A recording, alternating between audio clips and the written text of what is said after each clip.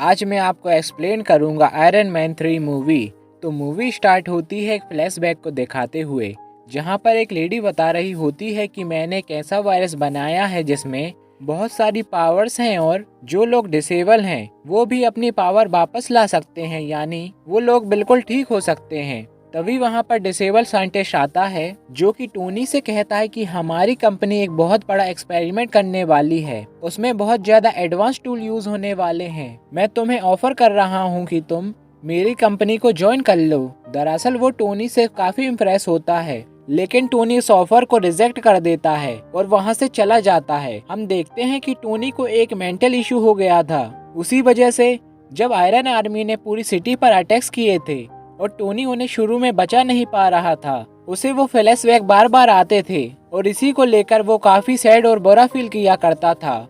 लेकिन उसका दोस्त उसको हौसला देता है। आयरन मैन सोचता है कि अगर उन्होंने दोबारा अटैक्स किए तो मैं क्या करूंगा, इसलिए वो आयरन मैन की पूरी टीम बना देता है और वो उस टीम का नाम रख देता है आयरन लेजेंड।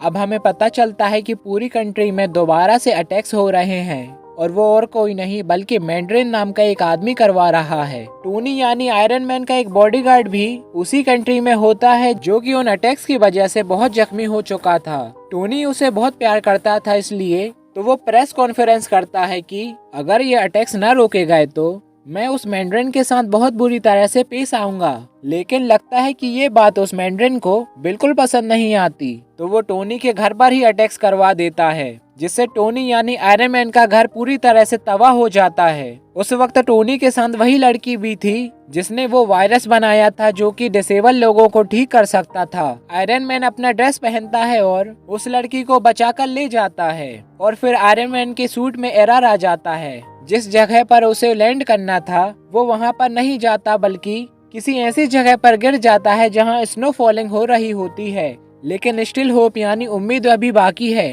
क्योंकि उसके सूट में पावर जो की बाकी थी।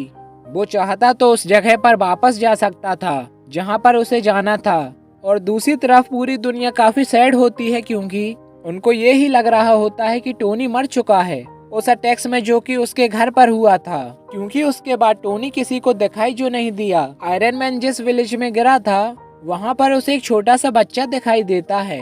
टोनी उससे काफी बातें करने लगता है क्योंकि वो बच्चा उसे काफी इनोसेंट लगता है। टोनी देखता है कि वो विलेज भी तबाह हो चुका है और सेम उसी तरीके से तबाह हुआ है जिस तरह से टोनी के घर पर अटैक्स किया गया था। तो वो समझ जाता है कि इसके पीछे जरूर मैंड्रिन का ही हाथ है। अब टोनी सारे केस पर रिसर्च करने लगता है। उसे पता चलता है कि ये एक्सप्लोजन किसी वीपन के जरिए नहीं हुए बल्कि उन सोल्जर्स ने किए हैं जो कि सुपर पावर्स रखते हैं। टोनी सबसे मैंड्रिन की लोकेशन के बारे में पूछता है, लेकिन उसे कुछ पता नहीं चलता और वो बच्चा टोनी को मैंड्रिन की लोकेशन पर पहुंचा देता है। विलेज में टोनी ने कुछ वीपन्स भी तैयार कर रखे थे जिसे वो अपने साथ लेकर यहाँ आया था। वहाँ पर उसे पता चलता है कि मैंड्रिन तो था ही नहीं, वो ड्रामा कर रहा था जैसे कि वो वहाँ पर हो। वहाँ पर सिर्फ एक आदमी था जो कि उस जगह के वीडियोस बनाकर पब्लिश किया करता था। फिर यहाँ हम देखते हैं कि वही डिसेबल साइंटिस्ट टोनी से मिलता है और न वो अब डिसेबल था और वो साइंटिस्ट टोनी से बोलता है कि मैंने वही वायरस को यूज करके अपनी डिसेबिलिटी को खत्म कर लिया है और अब मैं काफी स्ट्रॉन्ग हो चुका हूँ। वो साइंटिस्ट टोनी को बताता है कि मैंने तुम्हारी दोस्त यानी तुम्हारी सेक्रेटरी को किडनैप कर रखा है।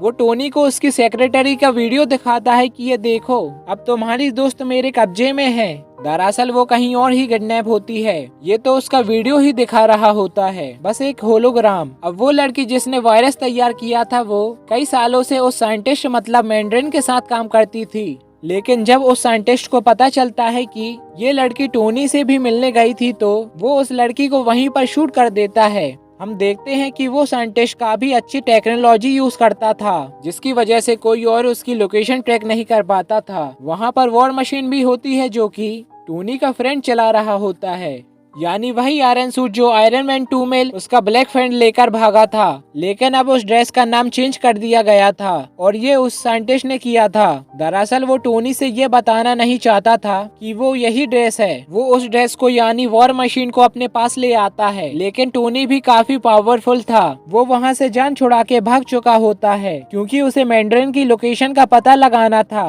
इसी दौरान टोनी को पता चलता है कि वो साइंटिस्ट उस एडवांस ड्रेस को चुराकर यूएस के प्रेसिडेंट को मारना चाहता है और इसके लिए उसे कुछ भी करके उसे रोकना होगा। और इसी पर्पस के लिए वो साइंटिस्ट वहां पर पहुंच जाता है जहां पर वो प्रेसिडेंट होते हैं, जो कि किसी और कंट्री में जाने के लिए तैयार हो रहे थे। वो उनको किडनैप कर लेता है और अपनी सीक्रेट लोकेशन पर ले आता है जहां पर कोई जा नहीं सकता था, लेकिन टोनी वहां पर पहुंच ही जाता है क्योंकि उसकी हेल्प की थी उस छोटे से बच्चे ने और टोनी भी था बहुत इंटेलिजेंट। टोनी वहां पर जाके सारी बाकी पैसेंजर को बचा लेता है, लेकिन जब बारी आती है प्रेसिडेंट को बचाने की तो इतनी ही देर में वो साइंटिस्ट प्रेसिडेंट को लेकर जा चुका होता है और टोनी नाकाम रह जाता है प्रेसिडेंट को बचाने में। लेकिन हमें ये जरूर पता चल जाता है कि वो साइंटिस्ट की सीक्रेट लोकेशन थी कहाँ। ये समुंदर के पास एक खुफिया जगह थी। साइंटिस्ट प्रेसिडेंट को यहाँ क्यों लेकर आया था? क्योंकि उनकी डेथ पूरी सोशल मीडिया पर लाइव दिखाना चाहता था, जिससे मैंड्रिन को पॉपुलैरिटी मिलती, यानी ये सबके सामने मशहूर हो जाता। प्रेसिडेंट को पकड़ना इतना आसान भी नहीं था, बल्कि प्रेसिडेंट के नीचे जो आदमी होता है यानी वाइस प्रेसिडेंट, उसने जेलसी में आकर उस प्रेसिडेंट की किडनैपिंग में उस साइंटिस्ट की हेल्प की थी। उसने ये लालच में भी किया था क्योंकि उसकी एक डिसेबल बेटी भी थी जिसे उस साइंटिस्ट ने वो वायरस देकर ठीक कर दिया था। और टोनी और उसका ब्लैक फ्रेंड भी उसी जगह पर होते हैं जहां पर वो साइंटिस्ट होता है। वही समुंदर के पास वाली खुफिया जगह पर टोनी अपने दोस्त से कहता है कि मैं अपनी असिस्टेंट यानी सीओ को बचाऊंगा और तुम जाकर प्रेसिडेंट को बचाना। फिर हम देखते हैं कि आयरन मैन उस आदमी के पास पहुंच चुका है, यानी उस मैंड्रिन के सामने, और उन दोनों में काफी ज्यादा फाइट होती है और दोनों ने वो ड्रेस पहन रखे थे। और दूसरी तरफ उसका ब्लैक फ्रेंड भी प्रेसिडेंट को बचा लेता है और उन्हें भी आयरन ड्रेस पहनाकर सेव कर लेता है और कहता है आप यहाँ से चले जाएं अभी के लिए। आयरन मैन भी उस सीईओ यानी अपनी दोस्त को बचा लेता है, लेकिन बचाते बचाते वो नीचे गिर जाती है जहाँ पर बहुत ज्यादा आग लगी होती है। टोनी यानी आयरन मैन डर जाता है कि ये तो जल जाएगी। अब लेकिन एक मजे की बात ये भी थी कि उस साइंटिस्ट ने टोनी की सेक्रेटरी के अंदर भी वो वायरस इंजेक्ट कर दिया था, जिसकी वजह से उसे आग में कुछ नहीं होता और वो ठीक हो जाती है। ये तो इनके लिए प्लस पॉइंट हो चुका था। अब हम देखते हैं कि टोनी यानी आयरन मैन जाता है उसी साइंटिस्ट के पास। उन दोनों में काफी ज्यादा फाइट होने लगती है, लेकिन जब वो देखता है कि इस पर ना तो मेरी आर्मी का कोई असर हो रहा है और ना ही मेरी अटैक्स का, तो टोनी को एक आइडिया आता है। वो अपनी ड्रेस को उतारता है और उसी साइंटिस्ट को पहना देता है। वो आयरन सूट खुद को ब्लास्ट कर सकता था और टोनी वैसा ही करता है और वो ड्रेस ब्लास्ट हो जाता है। लेकिन वो साइंटिस्ट बहुत चालाक था।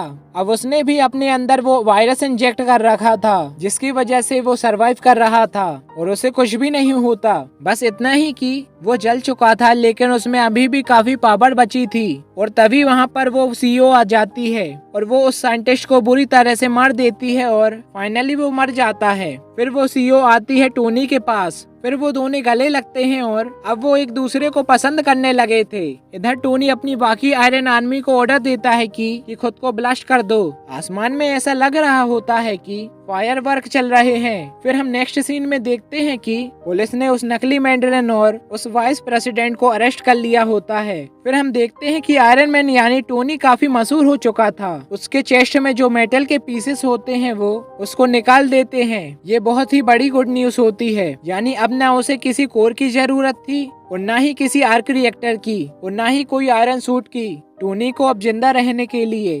और टोनी अब वो आर्क रिएक्टर को पानी में फेंक देता है और उसकी दोस्त यानी वो अपनी सेक्रेटरी यानी सीईओ को भी ठीक कर चुका होता है। और हम देखते हैं कि इस मूवी की हैप्पी एंडिंग हो जाती है।